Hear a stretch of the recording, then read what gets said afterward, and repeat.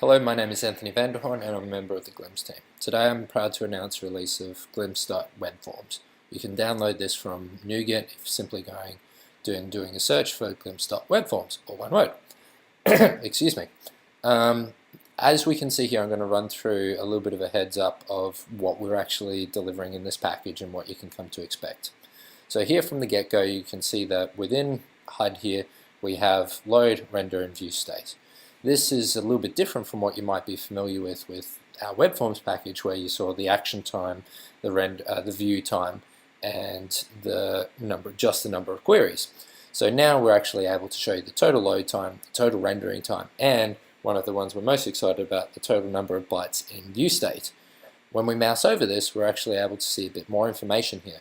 We're getting everything we saw below with the addition of the page event lifecycle.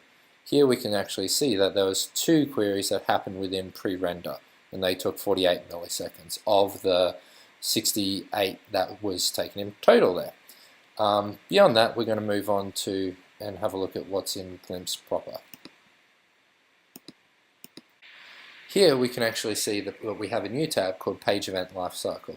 Here we're seeing exactly what we saw before in the pop-up for HUD, except we're seeing a lot more detail and a lot simpler layout.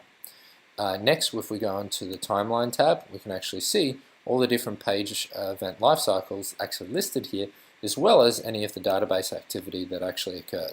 So here we can see that the 2 queries actually happened in the latter half of the pre-render event.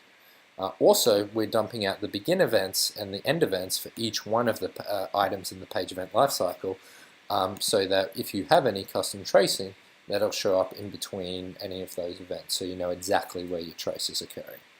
In addition to this, we've actually got a new one called Control Tree.